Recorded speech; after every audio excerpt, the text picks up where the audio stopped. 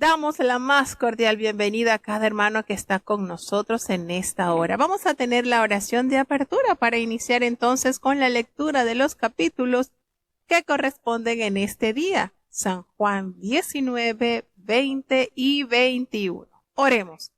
Querido Padre Celestial, Dios de eterna bondad, de rica y abundantes misericordias, delante de tu presencia estamos, Señor. Te adoramos, te exaltamos, porque solo tú eres digno de toda honra y de toda gloria. Señor, ¿a quién iremos? ¿A dónde iremos? Si solamente en ti hay palabras de vida eterna. Gracias por esta preciosa oportunidad que nos concedes una vez más. Gracias por la vida, por la fe, por esa divina compañía que tenemos, Señor, el Consolador en nuestras vidas. Perdona nuestros pecados, faltas, errores cometidos delante de ti, pues reconocemos que ante tu presencia no hay hombre que no peque. Pecamos en pensamientos, pecamos en palabras, pecamos en acciones.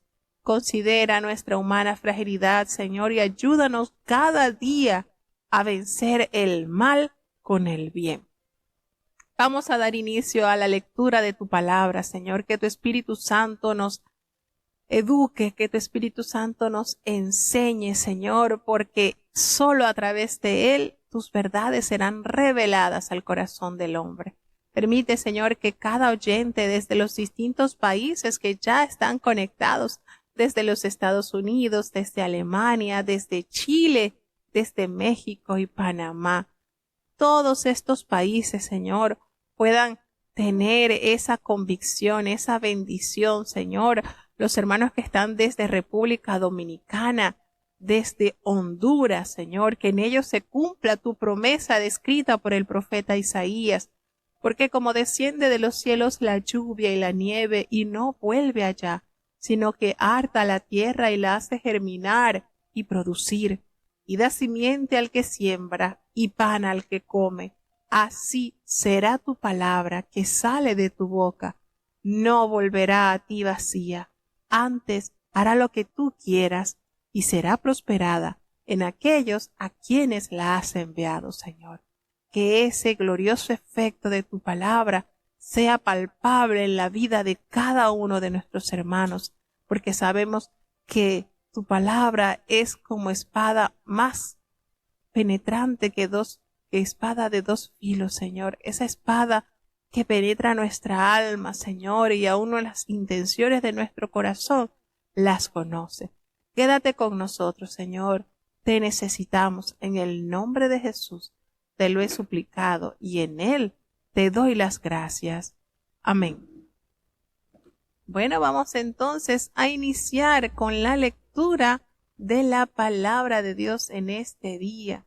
Estamos contentos, pues ya en este día estaríamos cerrando con el libro del Evangelio de San Juan. ¿Cuánto hemos avanzado? Dios ha sido muy bueno. Escuchemos la lectura del capítulo 19 del Evangelio de San Juan. San Juan capítulo 19. Así que entonces tomó Pilato a Jesús y le azotó. Y los soldados entretejieron de espinas una corona, y pusiéronla sobre su cabeza, y le vistieron de una ropa de grana, y decían: Salve, Rey de los judíos, y dábanle de bofetadas. Entonces Pilato salió otra vez fuera, y díjoles: He aquí, os le traigo fuera, para que entendáis que ningún crimen hallo en él. Y salió Jesús fuera, llevando la corona de espinas y la ropa de grana. Y díceles Pilato: He aquí el hombre. Y como le vieron los príncipes de los sacerdotes y los servidores, dieron voces diciendo: Crucifícale, crucifícale. Díceles Pilato: Tomadle vosotros y crucificadle, porque yo no hallo en él crimen. Respondiéronle los judíos: Nosotros tenemos ley, y según nuestra ley debe morir, porque se hizo hijo de Dios. Y como Pilato oyó esta palabra, tuvo más miedo, y entró otra vez en el pretorio, y dijo a Jesús: ¿De dónde eres tú? Mas Jesús no le dio respuesta. Entonces dícele Pilato: ¿A mí no me hablas? ¿No sabes que tengo potestad para crucificarte y que tengo potestad para soltarte? Respondió Jesús: Ninguna potestad tendrías contra mí si no te fuese dada de arriba. Por tanto, el que a ti me ha entregado, mayor pecado tiene. Desde entonces procuraba Pilato soltarle, mas los judíos daban voces, diciendo: Si a éste sueltas, no eres amigo de César. Cualquiera que se hace rey, a César contradice. Entonces Pilato, oyendo este dicho, llevó fuera a Jesús y se sentó en el tribunal en el lugar que se dice Litóstrotos, y en hebreo Gábata. Y era la víspera de la Pascua, y como la hora de sexta. Entonces dijo a los judíos: He aquí vuestro rey. Mas ellos dieron voces: Quita, quita, crucifícale. Díceles Pilato: ¿A vuestro rey he de crucificar? Respondieron los pontífices: No tenemos rey sino a César. Así que entonces lo entregó a ellos para que fuese crucificado, y tomaron a Jesús y le llevaron. Y llevando su cruz salió al lugar que se dice de la calavera, y en hebreo Gólgota, donde le crucificaron, y con él otros dos, uno a cada lado, y Jesús en medio. Y escribió también Pilato un título que puso encima de la cruz, y el escrito era: Jesús Nazareno, Rey de los judíos. Y muchos de los judíos leyeron este título, porque el lugar donde estaba crucificado Jesús era cerca de la ciudad, y estaba escrito en hebreo, en griego y en latín. Y decían a Pilato los pontífices de los judíos: No escribas, Rey de los judíos, sino que él dijo: Rey soy de los judíos. Respondió Pilato: Lo que he escrito, he escrito. Y como los soldados hubieron crucificado a Jesús, tomaron sus vestidos e hicieron 4 partes para cada soldado una parte, y la túnica, mas la túnica era sin costura, toda tejida desde arriba. Y dijeron entre ellos: No la partamos, sino echemos suertes sobre ella de quién será, para que se cumpliese la escritura que dice: Partieron para sí mis vestidos, y sobre mi vestidura echaron suertes. Y los soldados hicieron esto. Y estaban junto a la cruz de Jesús su madre, y la hermana de su madre, María, mujer de Cleofas, y María Magdalena. Y como vio Jesús a la madre y al discípulo que él amaba, que estaba presente, dice a su madre: Mujer, he ahí tu hijo. Después dice al discípulo: He ahí tu madre. Y desde aquella hora el discípulo la recibió consigo. Después de esto, sabiendo Jesús que todas las cosas eran ya cumplidas, para que la escritura se cumpliese, dijo: Sed tengo. Y estaba allí un vaso lleno de vinagre. Entonces ellos hinchieron una esponja de vinagre, y rodeada a un hisopo, se la llegaron a la boca. Y como Jesús tomó el vinagre, dijo: Consumado es. Y habiendo inclinado la cabeza, dio el espíritu. Entonces los judíos, por cuanto era la víspera de la Pascua, para que los cuerpos no quedasen en la cruz en el sábado, pues era el gran día del sábado, rogaron a Pilato que se les quebrasen las piernas y fuesen quitados.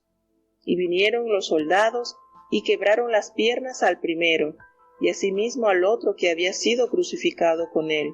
Mas cuando vinieron a Jesús, como le vieron ya muerto, no le quebraron las piernas. Empero uno de los soldados le abrió el costado con una lanza, y luego salió sangre y agua.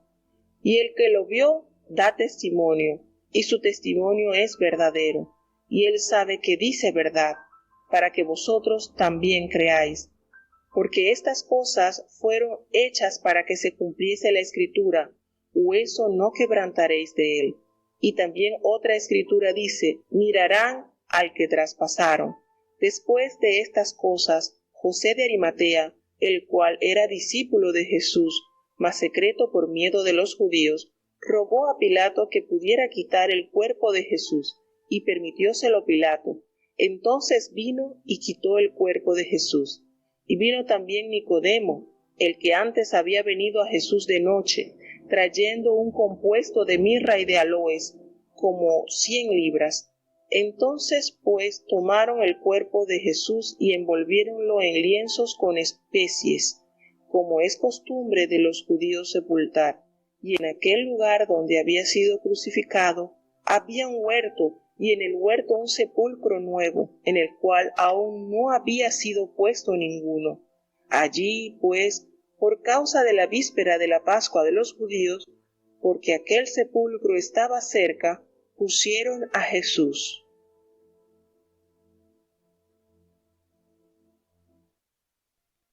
Todos los 4 evangelios narran la crucifixión de Cristo. Por supuesto, de manera diferente, porque, pues, aunque vieron el mismo sucesos, unos pudieron detallar algunas cosas que otros escritores no. Fíjense que cuando nosotros observamos lo narrado por cada uno de los evangelios, nos damos cuenta de detalles que solo existen en un evangelio, pero cuando nosotros lo leemos a la par y armamos el contexto de todo lo narrado en la crucifixión de Cristo, se considera la gran importancia, la gran relevancia que ha tenido para el mundo este sacrificio. E incluso esto se conmemora anualmente en los países cristianos, la muerte y la resurrección de Jesucristo, lo que se conoce pues como la Semana Santa. Pues desde muchos años esto se conmemora como recordatorio del sacrificio perfecto hecho por este inmolado cordero. Fíjense que Cristo representa ese cordero que se hizo, que se sacrificó en la tierra de Gosén para liberar al pueblo de la muerte, de los primogénitos, que llegaría a cada casa de los egipcios, y solamente la sangre de ese cordero inmolado iba a evitar que el espíritu de la muerte llegara al hogar. En el caso pues de Gosén, donde residía el pueblo de Israel. Y hoy podemos decir a través de este sacrificio inmolado por nuestro amado Dios, que la sangre vertida por Jesús en nuestras vidas, esa sangre que marca la historia de la redención de la humanidad, sigue siendo tan eficaz que la muerte segunda no tendrá potestad en los hijos de Dios. He allí la importancia y la relevancia de este sacrificio que hasta hoy está tan vigente y tan eficaz. Si no quieres ser víctima de la segunda muerte, entonces necesitas aceptar al Cordero Pascual.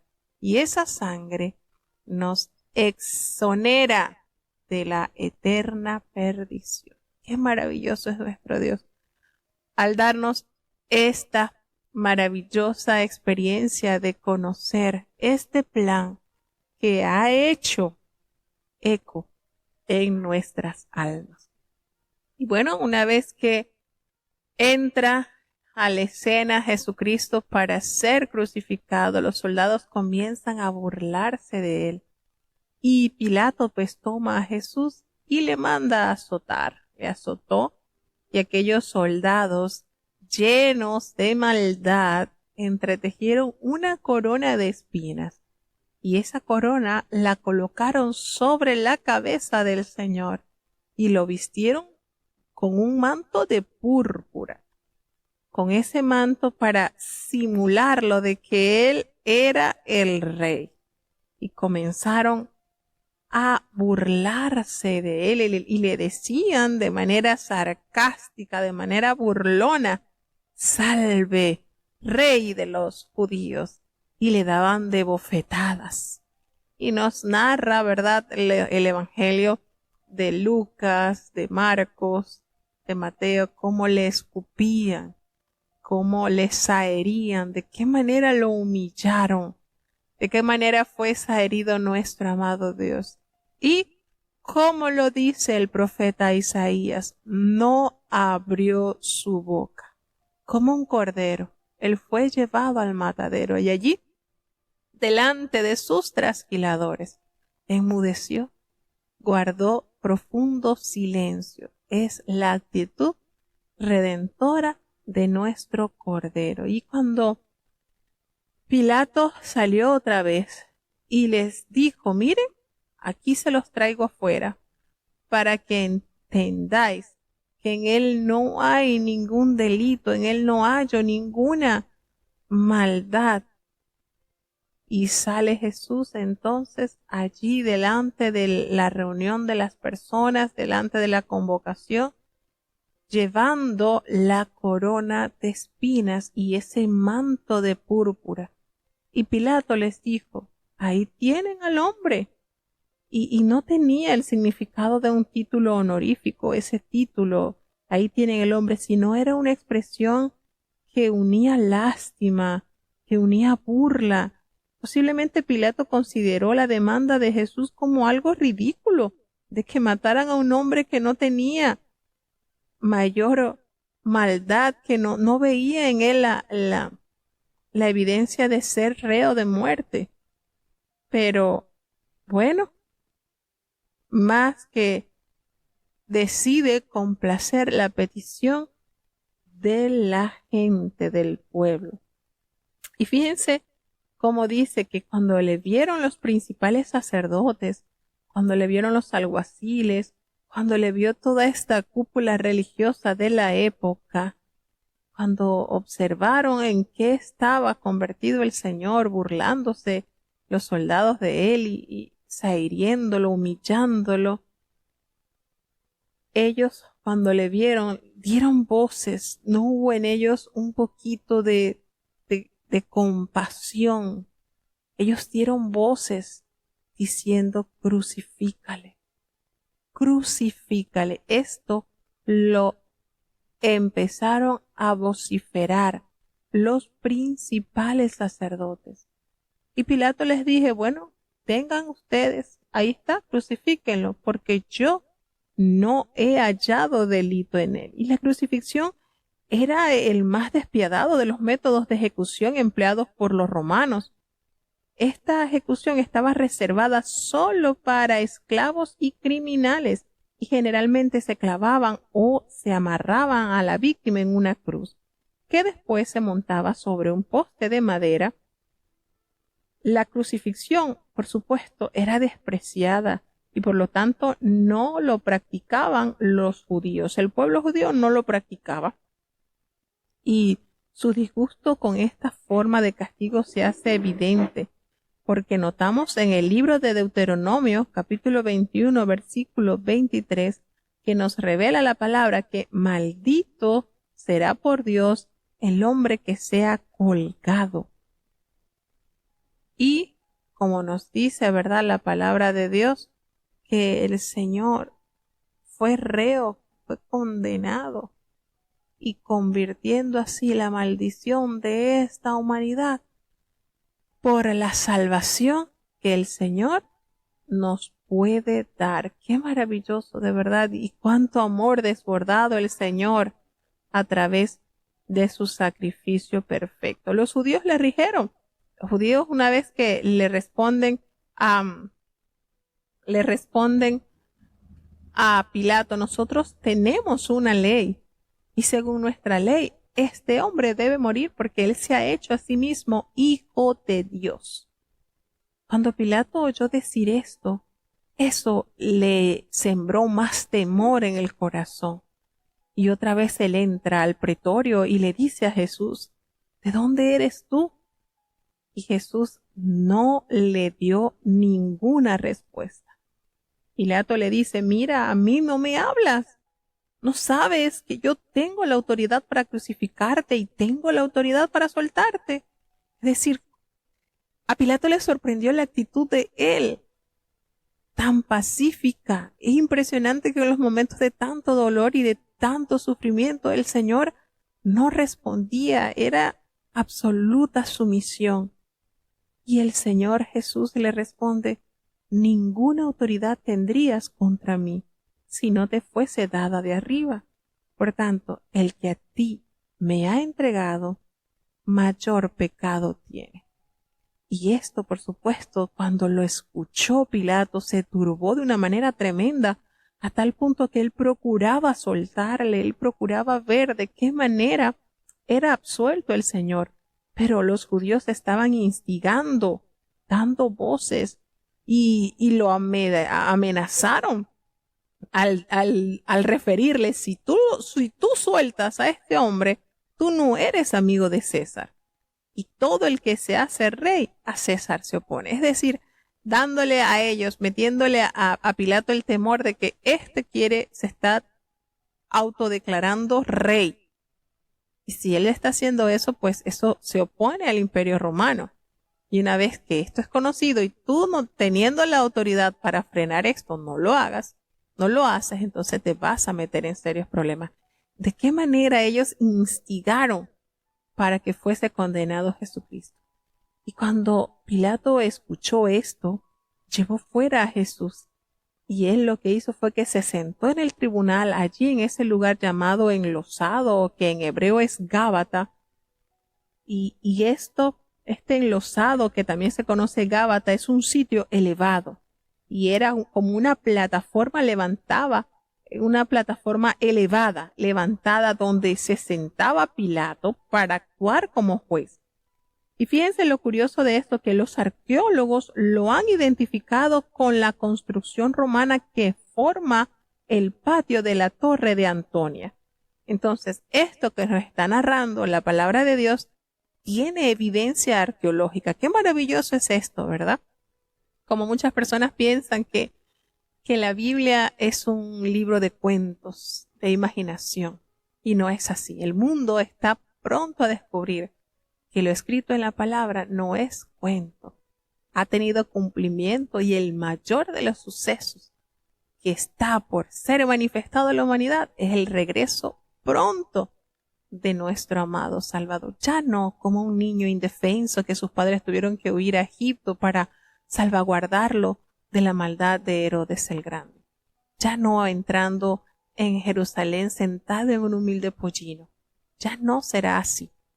Llegará con ese poder majestuoso, con esa maravillosa esencia de ser lo que es el Rey de Reyes y Señor de Señores.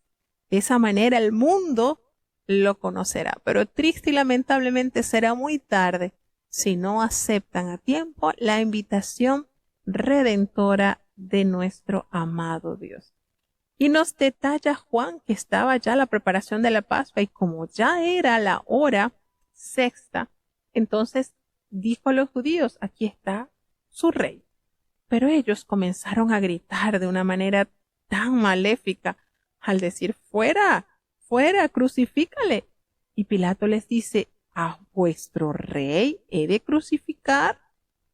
Y ellos respondieron, los principales sacerdotes, fíjense qué nivel de maldad. Los principales sacerdotes expresaron, no tenemos más que un rey, César. Wow. El nivel de maldad de esta gente es nivel alfa, definitivamente. Y ellos entonces, una vez la reacción de estos líderes religiosos, Pilato se lo entregó a ellos para que fuese crucificado, y lo tomaron a Jesús y le llevaron. Y él, cargando su cruz, salió al lugar llamado La Calavera, que en hebreo es Gólgota, y allí precisamente en ese lugar le crucificaron, y con él a otros dos, uno que estaba al lado y Jesús en medio. Fíjense que el que nos detalla más sobre la conversación, o el que nos detalla con mayor relevancia la conversación que sostuvo Jesucristo con estos dos malhechores crucificados, uno a la mano derecha y el otro a la mano izquierda de Jesús, es Lucas. Lucas nos detalla con mayor certeza la conversación que tuvo Jesús con estos malhechores. Juan no da mayores detalles y allí nos hace referencia entonces que Pilato mandó a que se escribiese un título sobre la cruz y en ese escrito estaba Jesús Nazareno, Rey de los Judíos, y esto estaba escrito en los idiomas de la época, en latín, en griego y en hebreo.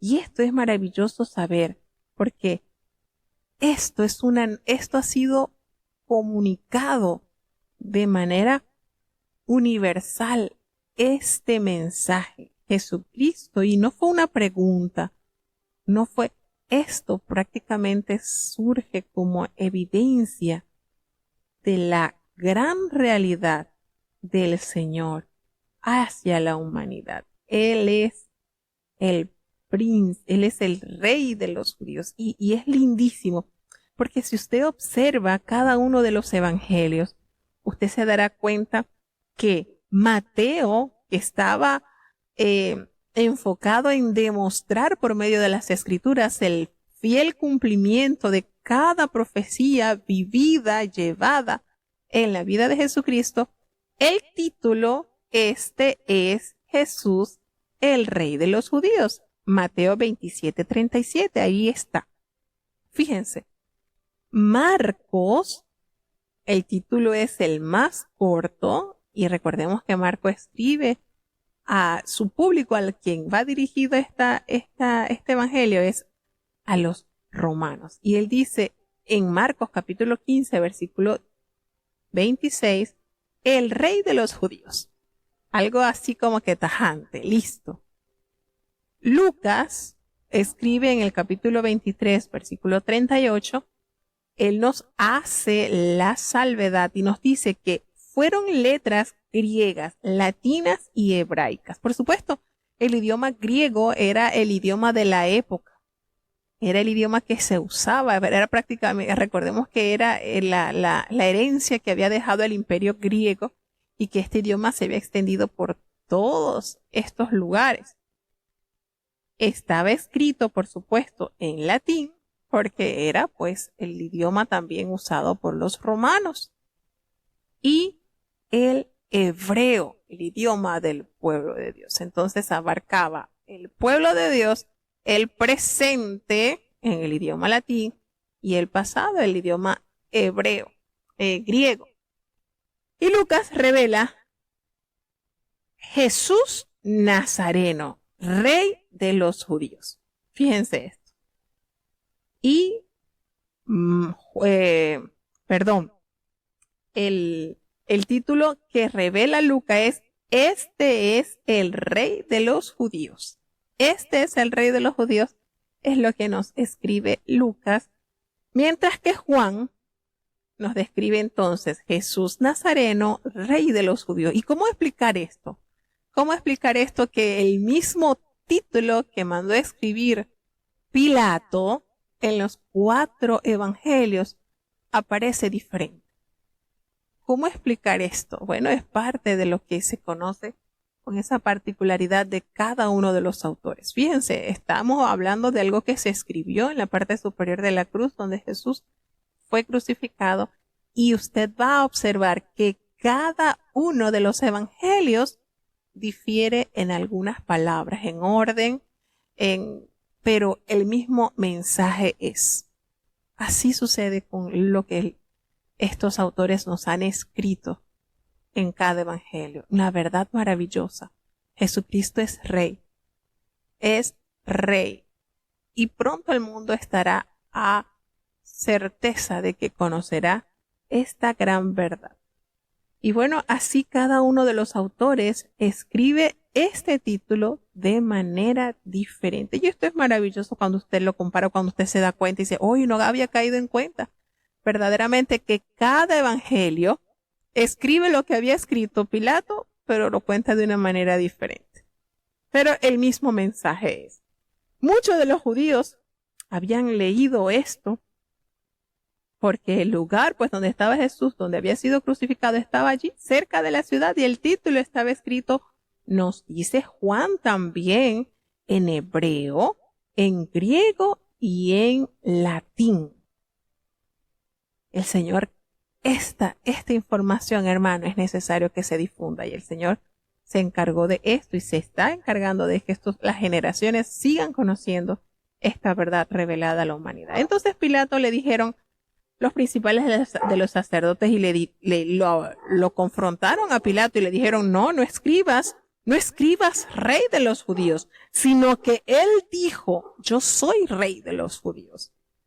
Y Pilato le responde, lo que he escrito, es decir, así se va a quedar. Y bajo ese título permaneció la crucifixión. Y cuando los soldados ya habían crucificado a Jesús, ellos tomaron esos vestidos y le hicieron 4 partes, una para cada soldado, y tomaron también su túnica, la cual era sin costura, de un solo tejido, de arriba abajo.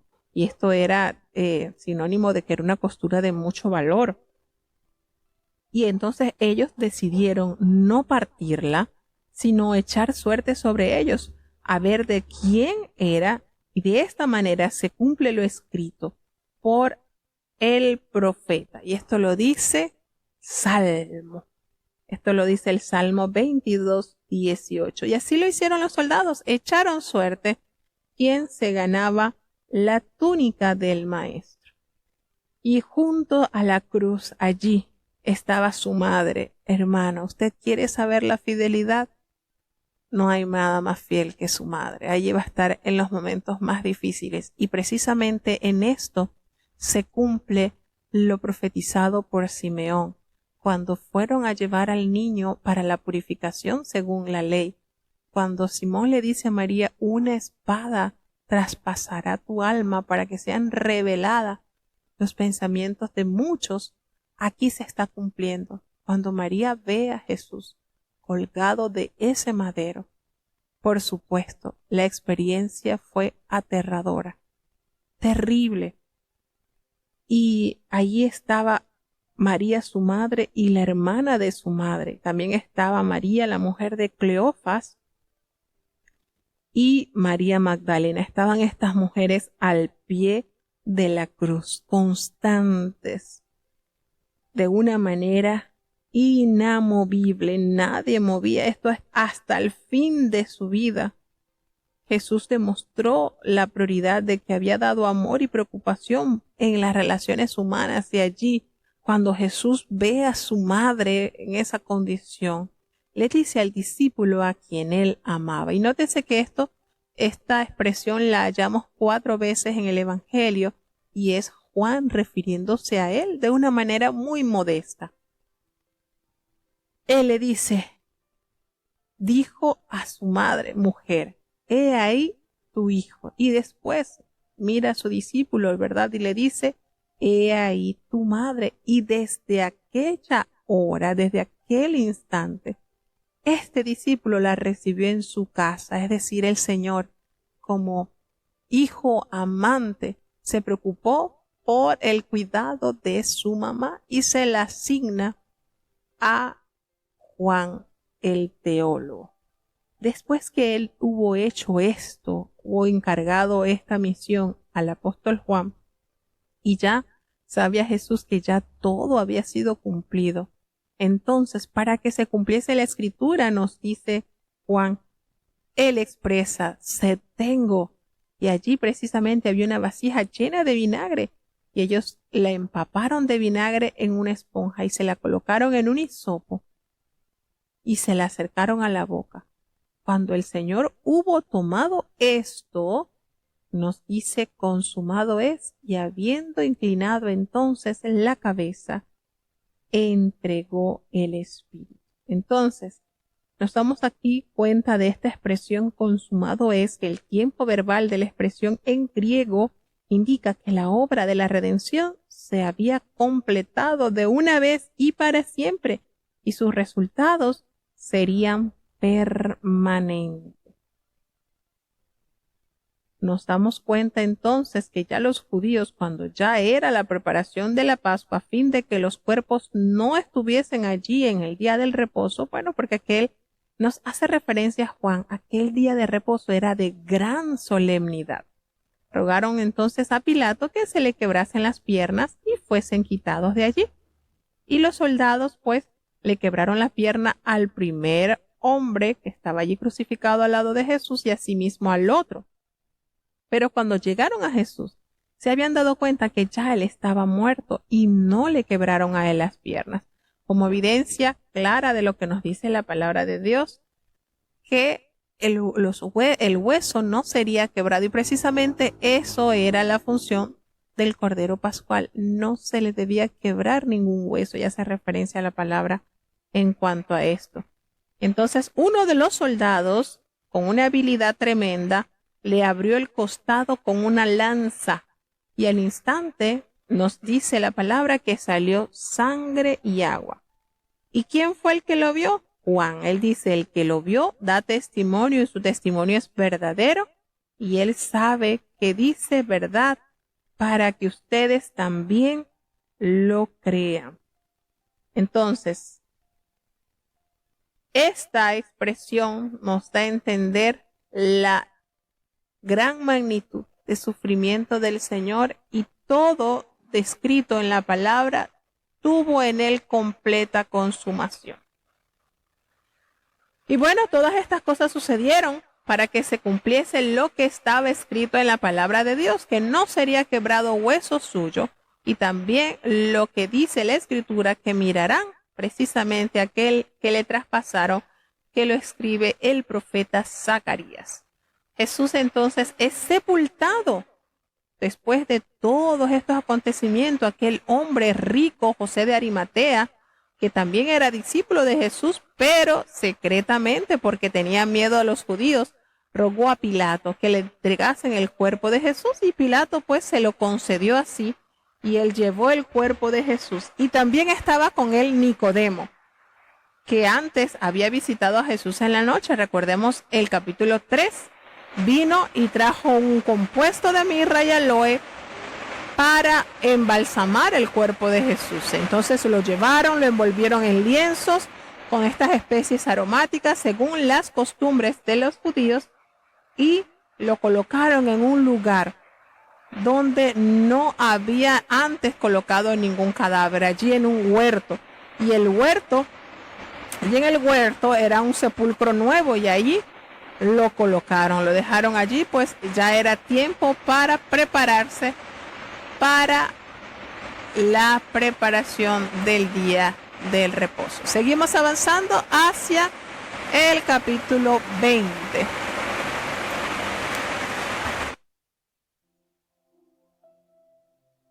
San Juan capítulo 20. Y el primer día de la semana, María Magdalena vino de mañana, siendo aún oscuro, al sepulcro, y vio la piedra quitada del sepulcro. Entonces corrió y vino a Simón Pedro y al otro discípulo, al cual amaba Jesús, y les dice: han llevado al Señor del sepulcro, y no sabemos dónde le han puesto. Y salió Pedro y el otro discípulo, y vinieron al sepulcro. Y corrían los dos juntos, mas el otro discípulo corrió más presto que Pedro, y llegó primero al sepulcro. Y bajándose a mirar, vio los lienzos echados, mas no entró.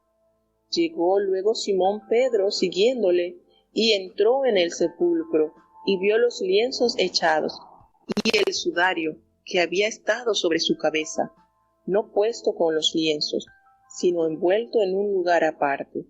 Y entonces entró también el otro discípulo, que había venido primero al sepulcro, y vio y creyó, porque aún no sabían la Escritura, que era necesario que él resucitase de los muertos.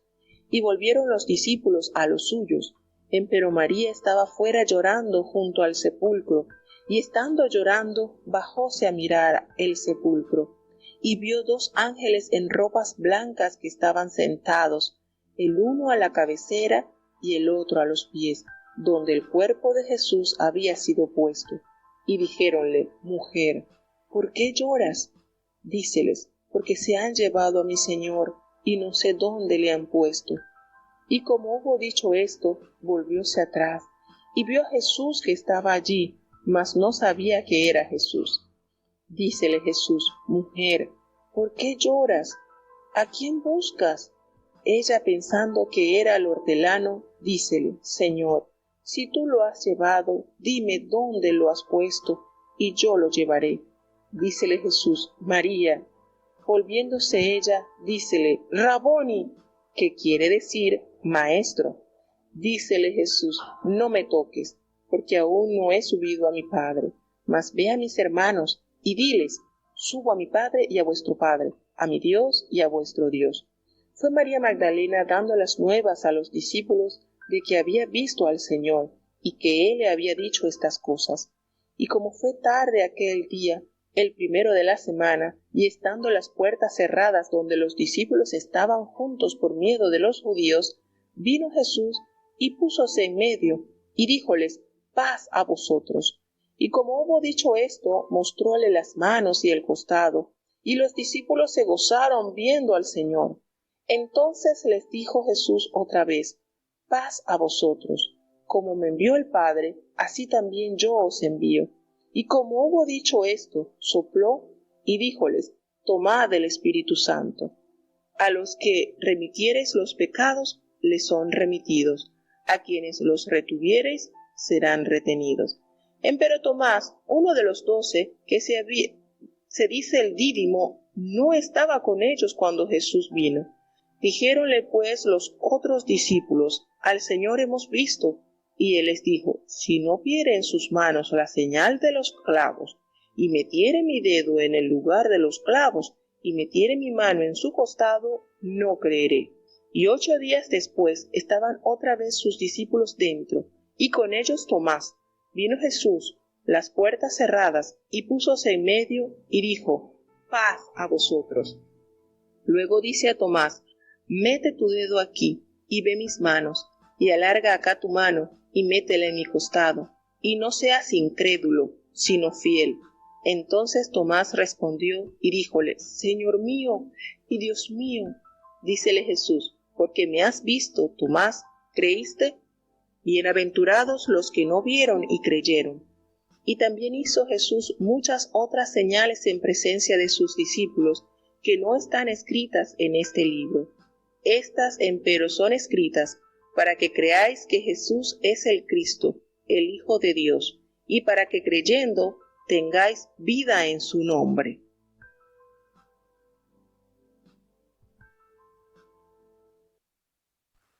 Bueno, no todo fue tristeza, no todo fue humillación. La más hermosa noticia que han escuchado los oídos de los creyentes en Dios es que esa tumba no lo encerró, no lo limitó, porque la tumba está vacía, la más clara evidencia de amor y de poder llevado a cabo a través del sacrificio perfecto del Cordero inmolado. Qué maravilloso es nuestro Dios, que nos concede esta oportunidad de creer a este hecho sobrenatural. Y mire que el mundo ha tenido muchos líderes, muchísimos, pero ninguno jamás ha dado la evidencia que el Señor Jesucristo nos dejó como prueba de su poder, la resurrección, la mejor evidencia del pueblo de Dios. Y bueno, era el primer día de la semana, domingo,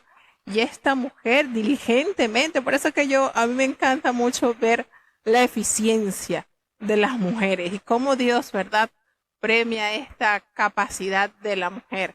Porque mientras los discípulos aún estaban escondidos, asustados por todas estas situaciones que habían sucedido, ya las mujeres muy tempranito, pasando el día del reposo, fueron al sepulcro para preparar el cuerpo del Señor. Ellas tampoco habían llenado su vida de fe de que no iba a estar allí, sino que bueno, decididas tempranito va María Magdalena, que se fue de mañana y aún era oscuro, al sepulcro y se dio cuenta que la piedra estaba quitada, y esto por supuesto le sorprendió. y fue a dar la noticia a Simón y al otro discípulo, aquel a que amaba a Jesús. Fíjense que esto 4 veces lo van a escuchar en este evangelio. Juan dando esta característica muy personal, cómo él se sentía. Juan se sentía amado por Jesús, aquel al que amaba a Jesús. Fíjense qué maravilloso es. Aquí resalta Juan el amor que Jesús le dio a conocer a él. Qué lindo, ¿verdad? Y entonces ella le revela y le dice, mire, fui al sepulcro y no encontré al Señor, no encontré el cuerpo del Señor. ¿Dónde lo han puesto? Y bueno, Pedro y el otro discípulo fueron al sepulcro, corrían los dos, pero el otro discípulo corrió más aprisa que Pedro y él llegó primero al sepulcro. Y cuando se dan cuenta, estaban los lienzos puestos allí, pero no estaba el cuerpo del Señor.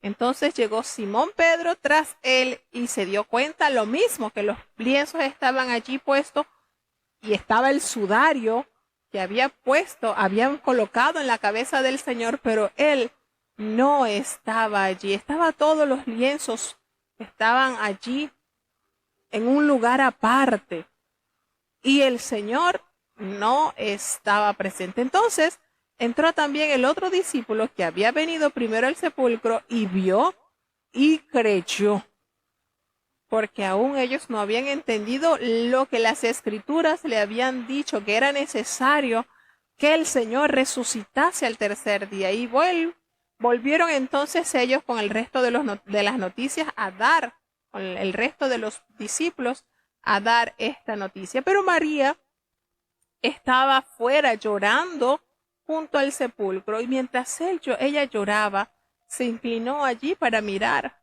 dentro del sepulcro y observa esta gran revelación de 2 ángeles con vestiduras muy blancas que estaban sentados. Uno estaba sentado a la cabecera y el otro donde iban los pies del Señor, donde había estado el cuerpo de Jesús. Y le hicieron esta pregunta, ¿por qué lloras? Y ella le dice, es que se han llevado a mi Señor y yo no sé dónde lo han puesto.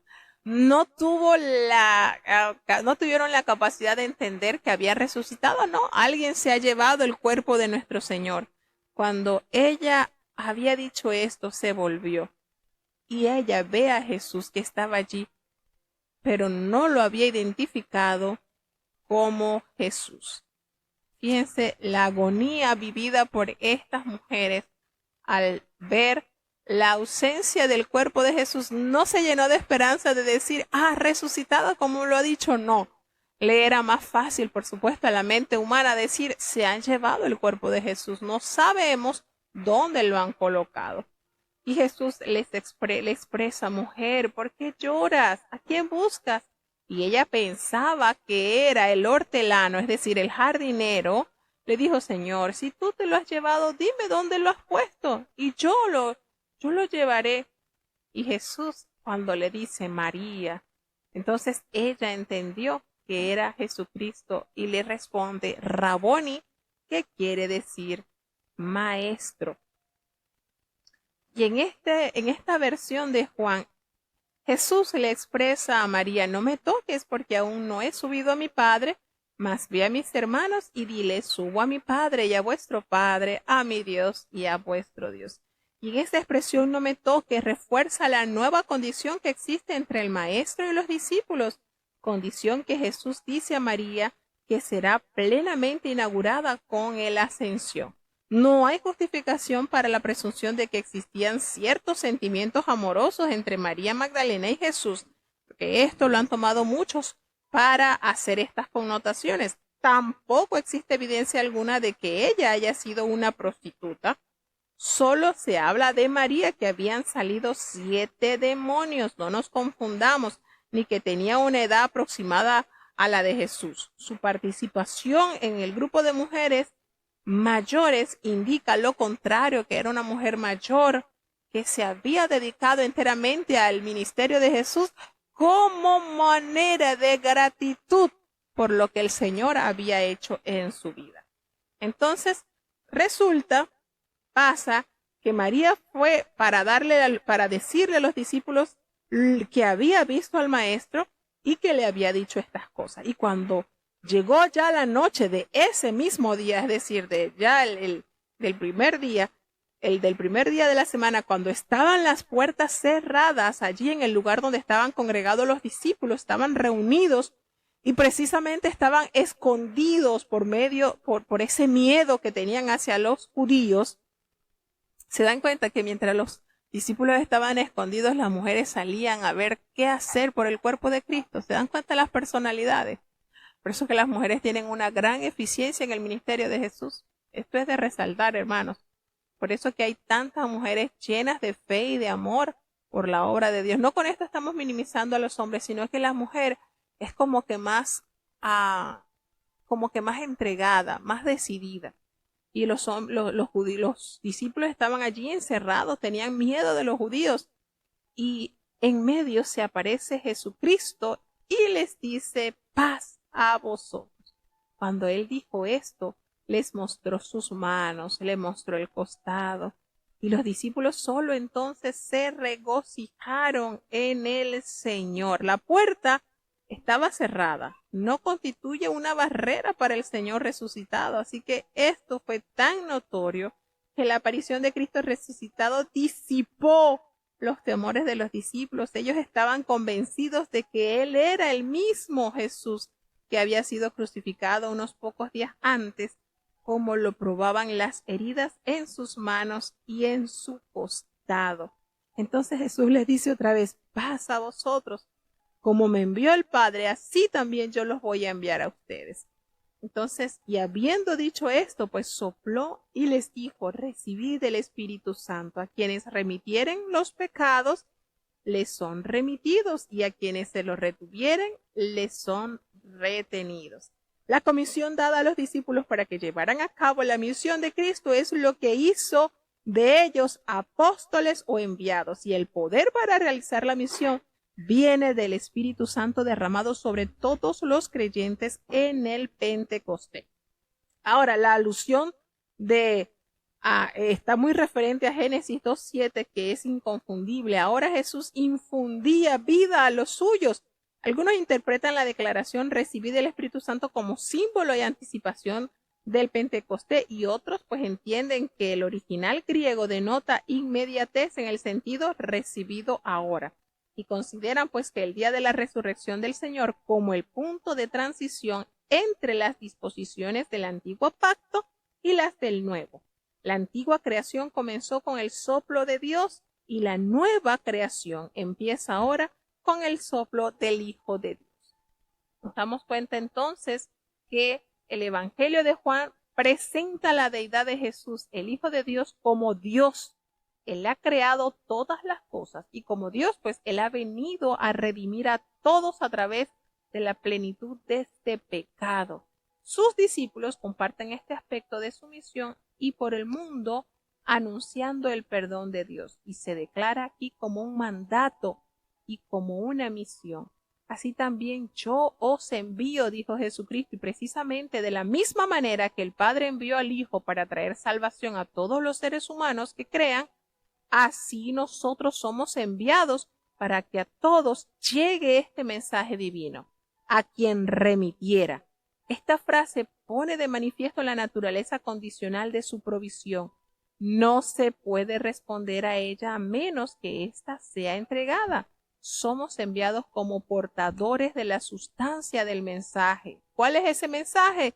La salvación, a fin de llevar el espíritu de su verdad al perdón, y solamente el aliento de su espíritu que derramó sobre aquellos que primero oyeron estas palabras nos puede capacitar para marchar obedientemente hacia este objetivo.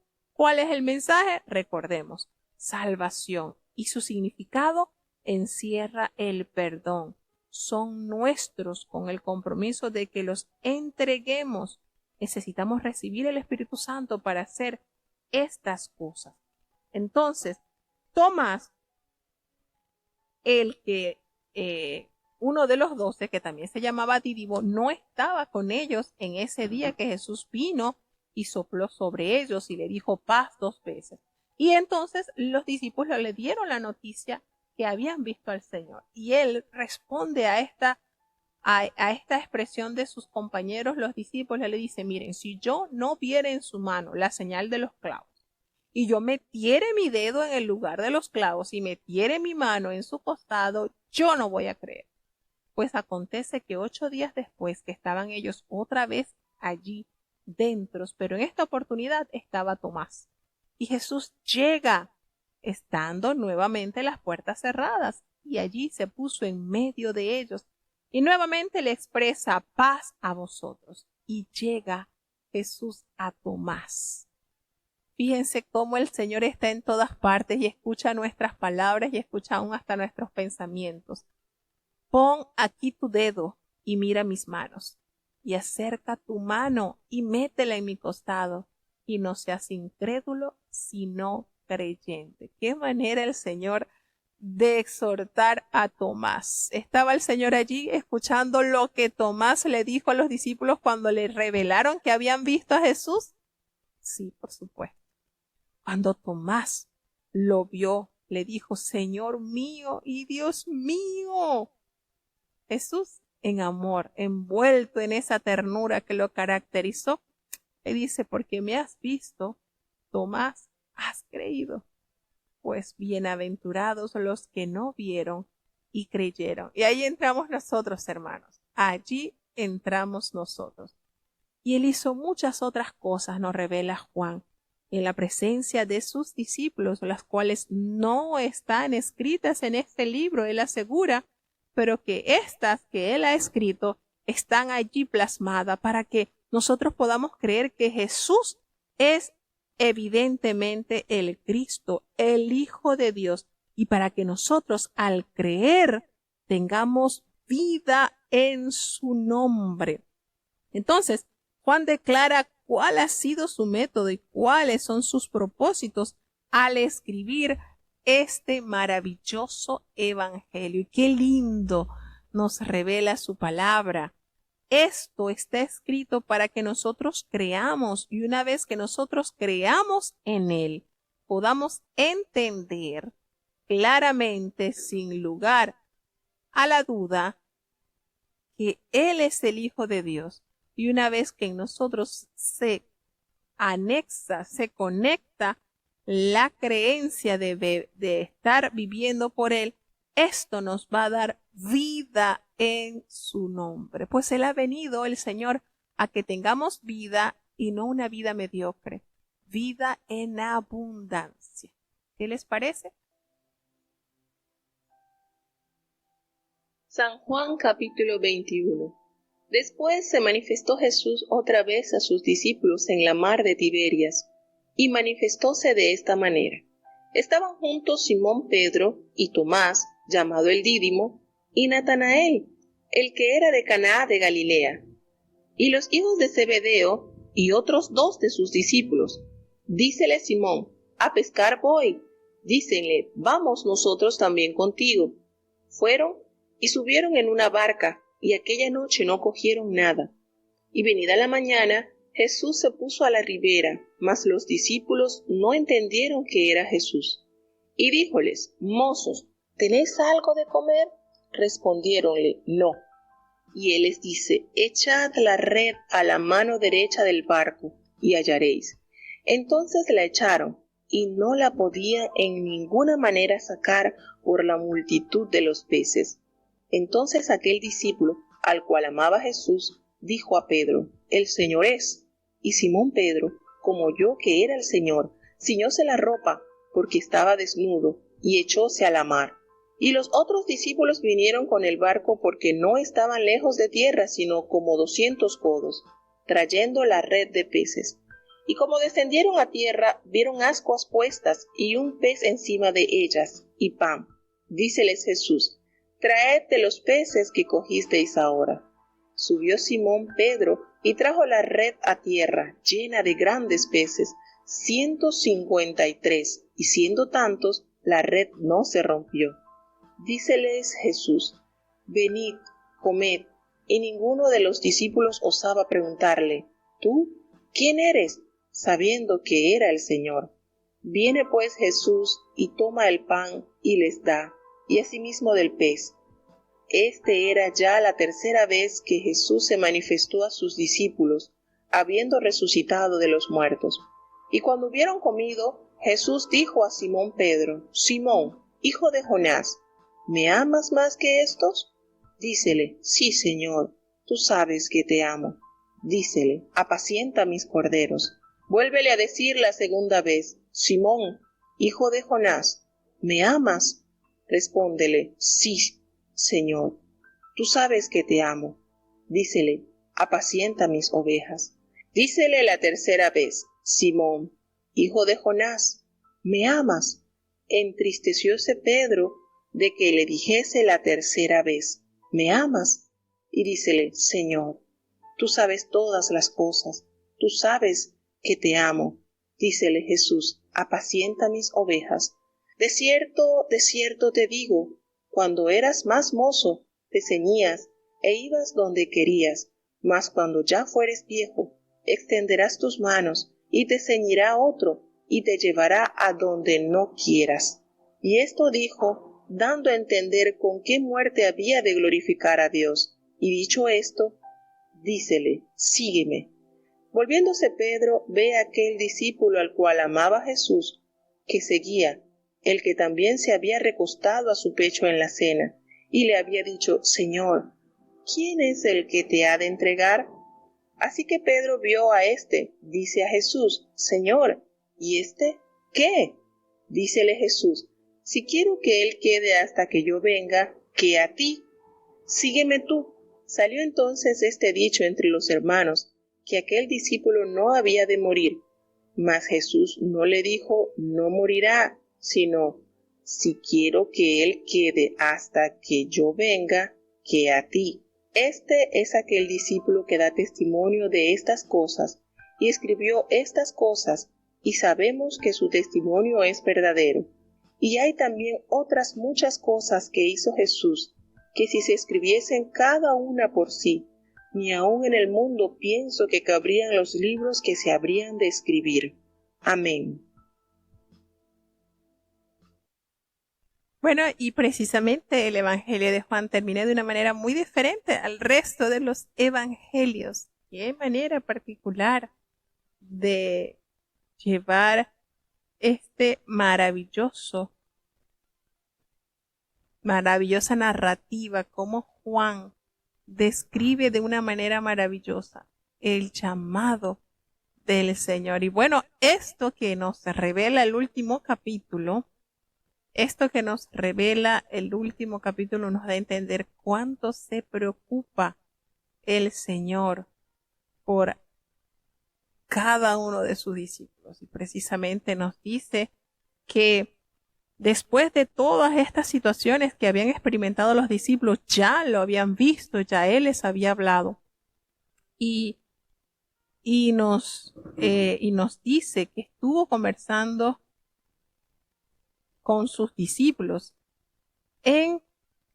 Hay otro libro que está en Corintios, una epístola de Corintios, donde nos hace referencia precisamente que Jesús estuvo 40 días con sus discípulos, es decir, dándole las últimas instrucciones. Y hay una creencia por allí que en esos 40 días Jesucristo estuvo en América. Bueno, eso no lo revela la Biblia, eso no nos dice la palabra de Dios, pero sí en la epístola de Corintios nos hace referencia que Jesucristo estuvo en 40 días. Estamos en Primera de Corintios 15 para hacer referencia. Primera de Corintios 15 nos dice que Jesucristo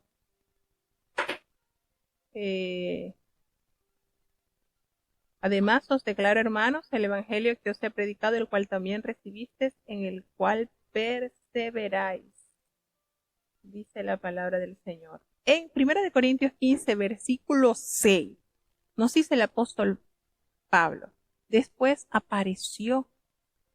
Él hace referencia, fíjense esto para conectarnos con lo que nos están narrando los evangelios, pero que no aparece en los evangelios tan específicos. Y nos dice, porque primeramente os he enseñado lo que asimismo recibí, que Cristo murió por nuestros pecados conforme a las Escrituras, y que fue sepultado y que resucitó al tercer día conforme a las Escrituras, y que apareció a Cefas, que eso no nos detalla Marcos, pero con mayor detalles nos los da Lucas, y después a los 12 discípulos, haciendo aquí referencia al grupo de sus discípulos. Y en el versículo 6 nos dice, después apareció a más de 500 hermanos a la vez, de los cuales muchos viven aún y otros ya duermen. Después apareció a Jacobo, después a todos los apóstoles. Nos dice en la epístola de Corintios. Y esto es lindo unirlo para saber la función de lo que llevó el haber estado con sus discípulos después de haber resucitado 40 días con ellos, dándole las instrucciones. Nuevamente el Señor les instruye ya con la total evidencia clara de que Él es el Hijo de Dios, pues ellos mismos fueron testigos de haberlo visto morir, de haberlo visto humillado, crucificado, golpeado, de haberle visto esa sangre verter y esa agua una vez que el soldado introduce la lanza por el costado del Señor. Ellos fueron testigos de todo esto. Y después de ellos haber visto semejante crueldad, al Hijo de Dios, verlo resucitado en cuerpo, entendiendo lo que estaba escrito por los profetas, que no quedaría su cuerpo en el sepulcro. Y todo esto como evidencia clara. Y el apóstol Pablo pues lo retoma y lo resalta un poquito más, de que después de resucitado el Señor se le apareció a muchos discípulos. Y entre esos él señala entre como unos más de 500 discípulos que pudieron verle en cuerpo resucitado. Entonces todo esto nos da la evidencia de que nuestra fe está fundada en Cristo. Esa tumba vacía, esa muerte expiatoria a favor de todo aquel que crea. Fíjense lo maravilloso este abanico de oportunidades. Todo aquel. Él vino a morir por el bonito, por el no tan bonito, por el gordito, por el no tan gordito, por todos. Y eso es maravilloso, hermano, porque el Señor no hace acepción de personas. Qué lindo es nuestro Dios. Entonces nos dice que después de todo esto se manifestó a sus discípulos allí en el mar de Tiberia, que se manifestó de esta manera. Estaban ellos juntos, Simón Pedro y Tomás. Y estaban ellos, allí estaba llamado Tomás, el que se le llama Dídimo, recuerde, y Natanael, el de Caná de Galilea, los hijos de Zebedeo y otros 2 de sus discípulos. Está detallando Juan quiénes estaban en esa compañía. Y Pedro, una vez ya había visto al Señor resucitar y todo, pero bueno, Pedro le dice, mire, a pescar me voy. Y ellos, unánimes, concordaron hacer lo mismo. Está bien, nosotros también nos vamos a pescar contigo. Y se fueron todos y entraron en un barco, y aquella noche, triste y lamentablemente, no pescaron nada. Y esto nos traslada al inicio del llamado de Jesús. Ustedes recuerdan que cuando Jesús llega a la orilla del mar, ellos les preguntaron, el Señor les da la orden que lanzara la red. Y Pedro le dice, mira, hemos estado toda la noche pescando y no hemos atrapado nada, pero en tu nombre vamos a echar la red. Entonces, comparemos los escenarios. El mismo mar, podríamos decir, quizás especulando un poco, ¿verdad? Quizás hasta el mismo barco y la misma condición, porque ellos pasaron toda la noche pescando y nada pudieron atrapar. Y cuando ya se vieron que el sol ya salía, la noche fue en vano porque no pudieron atrapar ningún pez. Ya estaba amaneciendo, entonces Jesús nuevamente se presenta allí a la orilla, en la playa, y los discípulos no lo identificaron.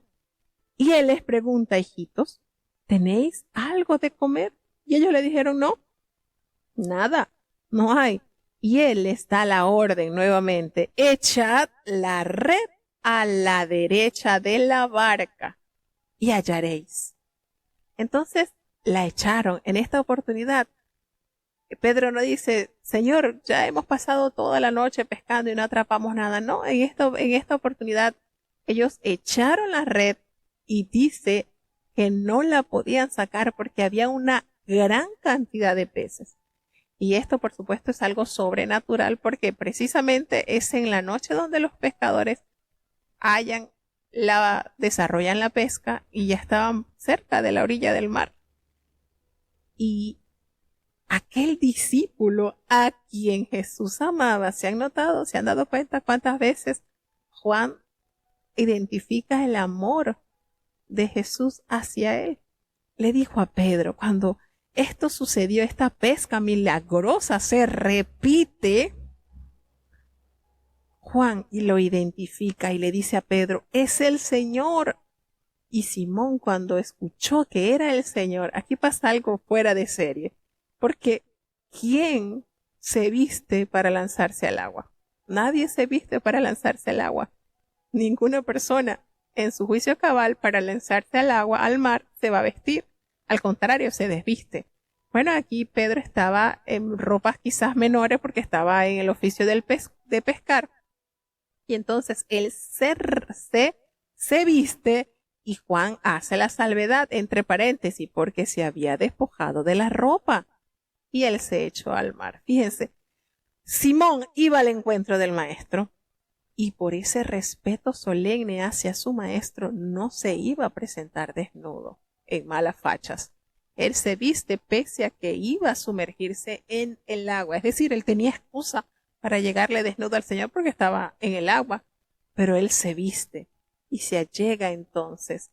Y los otros discípulos vinieron entonces con la barca y arrastraron la red llena de peces porque estaba cerca de la orilla la barca. Y al descender allí a tierra se dieron cuenta que el Señor ya tenía brasas preparadas y aparte de eso tenía un pez encima de ellas y pan. Mientras ellos apenas estaban pescando, ya el Señor les tenía la comida preparada.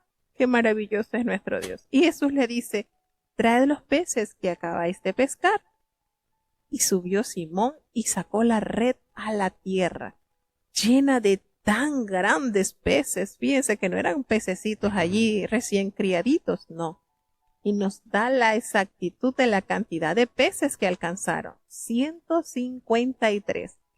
Y aún hace la referencia, a pesar de que eran muchos, no se rompió la red. Lo contrario, en la primera pesca, que tuvieron que llamar a otras barcas para que les asistiesen porque la red se estaba rompiendo. Fíjense este contraste y a la vez esta similitud de milagros.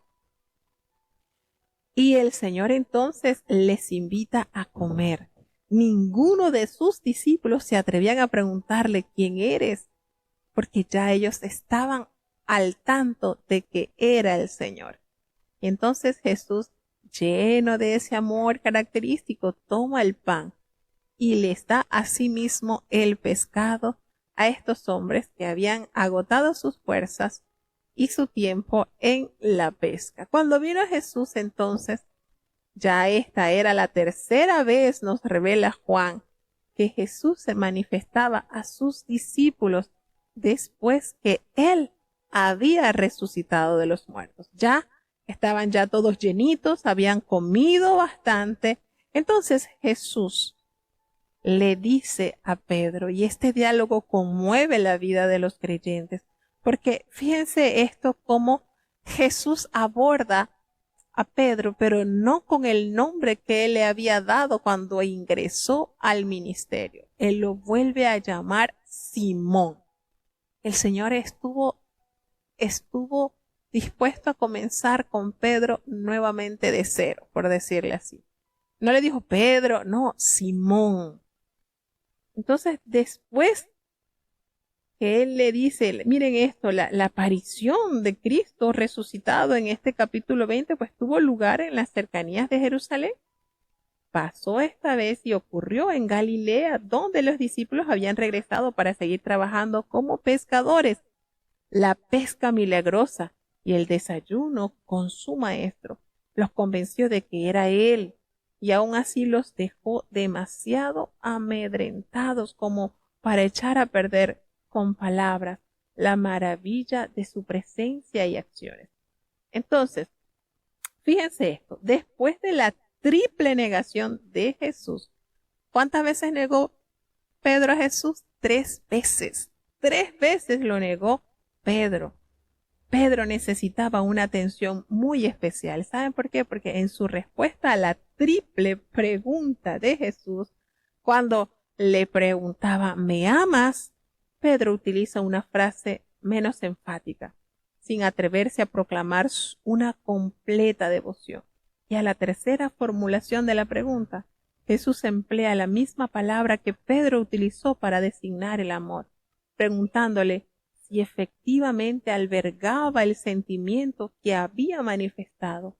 Pedro solo pudo apelar al conocimiento divino del Señor como prueba de su sinceridad.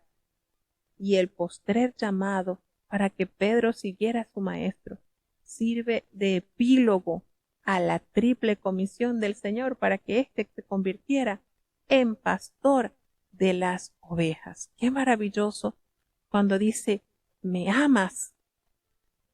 Ser aficionado a preocuparse con afecto, estimar, encontrar ese sentimiento, esa manera de amar, ese ágape, un amor genuino. Y Pedro contestó en ese momento que todo lo que él tenía para dar, cuando el Espíritu Santo le hizo comprender con mayor plenitud lo que el amor significa, es decir, el amor ágape, Pedro utilizó 9 veces en sus escritos las palabras ágape en sus escritos, y nos damos cuenta cómo el Señor le da la demanda, Simón, ¿me amas?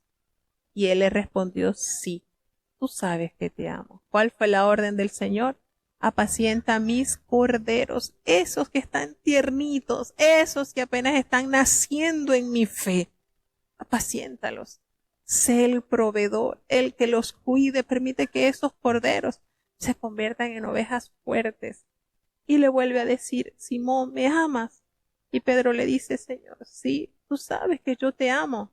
Y ahora entonces, bueno, pastorea mis ovejas. Y le dijo la tercera vez, y ya cuando escucha Pedro, Simón, esta pregunta, él se entristeció tanto, porque precisamente habían sido 3 veces que él negó al Señor. Y Jesucristo, como para curar esa cicatriz, para curar esa herida, necesitaba escuchar de sus labios, aunque lo negó 3 veces, necesitaba escuchar 3 veces la manifestación y la declaración de amor hacia su maestro. Eran como esas tres negadas, vamos a sellarlas con esas 3 manifestaciones de tu amor hacia mí. Qué maravilloso es nuestro Dios. Con qué mano de seda cura esta herida de Pedro.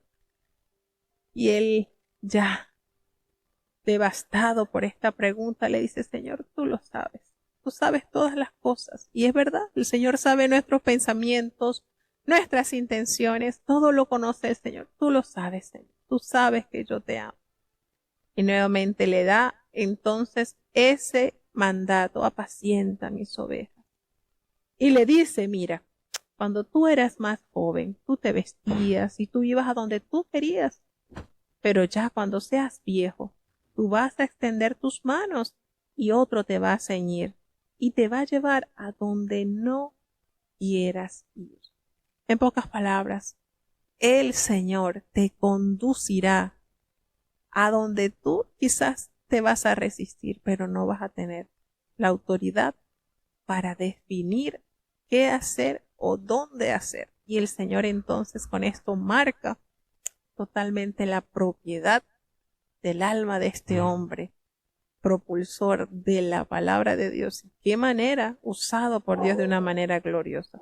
Y esto lo da a entender para que él empiece cómo iba él a glorificar a Dios.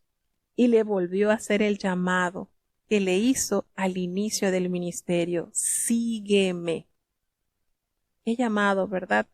Y entonces Pedro se vuelve allí al discípulo, al que amaba a Jesús, miren.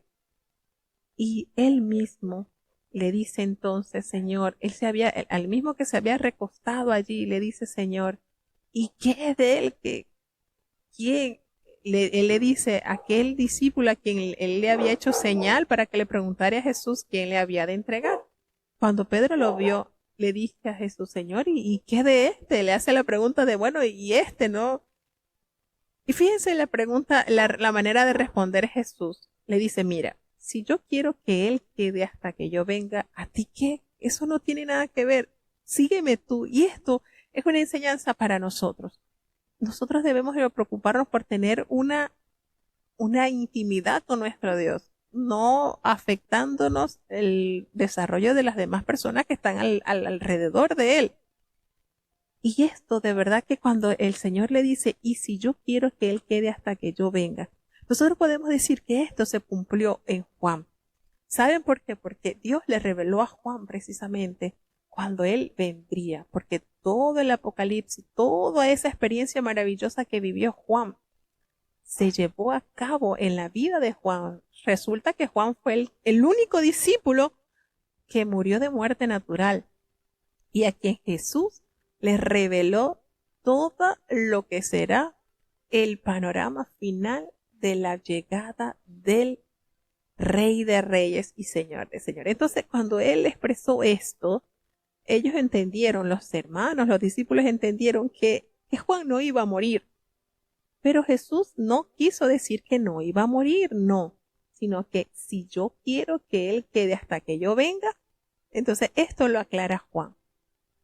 Y él revela: este es el discípulo que da testimonio de estas cosas y que escribió estas cosas, y sabemos que su testimonio es verdadero. Y cierra con este precioso versículo que es hermoso. Y hay también otras muchas cosas que hizo Jesús, las cuales si se escribiesen una por una, pienso que ni aun en el mundo cabrían los libros que se habrían de escribir.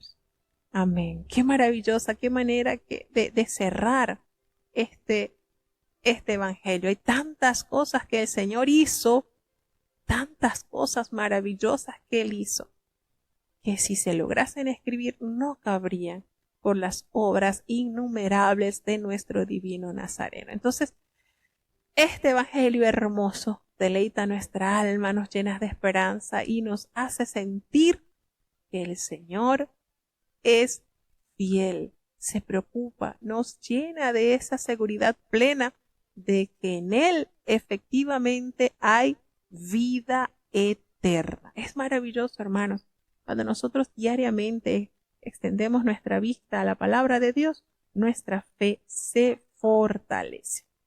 Y bueno, hasta aquí cerramos con el Evangelio de San Juan. Vamos a tener la oración de cierre. Querido Padre Celestial, Dios de eterna bondad, de rica y abundantes misericordias, mi alma te alaba, Señor, te adora y exaltamos tu nombre, porque solo tú, Señor, eres digno de toda honra y de toda gloria. Padre bueno, perdona nuestros pecados, faltas, errores cometidos delante de ti, pues ante tu presencia, Señor, no hay hombre que no peque. Pecamos en pensamientos, pecamos en palabras, pecamos en acciones. Considera nuestra humana fragilidad y ayúdanos cada día a perseverar en tu camino. Señor, te presentamos cada hermano que ha estado con nosotros conectado desde los distintos países. Los hermanos que están desde los Estados Unidos, desde Panamá, desde Alemania, desde Chile, desde México, desde Colombia, desde República Dominicana, Señor. Gracias por cada hermano que ha compartido con nosotros de esta programación. Que tu Espíritu Santo les guíe, Señor, su fe aumente, porque la fe viene por el oír y el oír tu palabra. Bendice y guarda a cada niño, cada joven, Señor, cada anciano, cada enfermo, Señor. Tú conoces las personas por las cuales estamos orando, Señor. Muchos esperando que ese diagnóstico que han recibido pueda ser disuelto con el poder de tu palabra, Señor. Seguimos clamando a favor del apóstol Cecilio, Señor, tu siervo, para que tú hagas una obra especial en él. Aquellos hermanos que están padeciendo de este cáncer, pero que en ti, Señor, solamente con tu palabra hay solución. Ten piedad de Lauri, de Nathan, de Natanael, de la hermana Lisa Córdoba, Señor. Delante de ti están, Padre bueno. Te presentamos la salud de nuestra hermana Lucita, de nuestra hermana Raquel, de nuestra hermana María Luisa, Señor. Así como te presentamos también la salud de Sabdi. Ten misericordia, Padre, de este jovencito. La recuperación de nuestra hermana Berenice Arias está delante de ti. Ten compasión, Señor. Te damos gracias por los que han sido sanados y aquellos que tú, en tu amor y en tu misericordia, sigues tratando con ellos, porque tú eres amoroso, Señor, porque tú te compadeces de nuestras fragilidades, Señor. Ten compasión de los países que están en dificultades, en guerra, Señor, como lo es Israel, como lo está con Palestina, Señor. Mira las dificultades en Panamá, Señor. Tú sabes la situación. Ten misericordia, Señor. Clamamos a ti, porque tú eres príncipe de paz. Quédate con nosotros, Señor. Te necesitamos. En el nombre de Jesús te lo he suplicado y en él te doy las gracias. Y ahora te pedimos, Señor, que el bendito amor de Dios, la gracia y la paz de nuestro Señor y Salvador Jesucristo, la compañía y la comunión de tu Espíritu Santo, quien es nuestro eterno Consolador, sea con cada uno de tus hijos, nos guarde desde ahora y para siempre. Amén.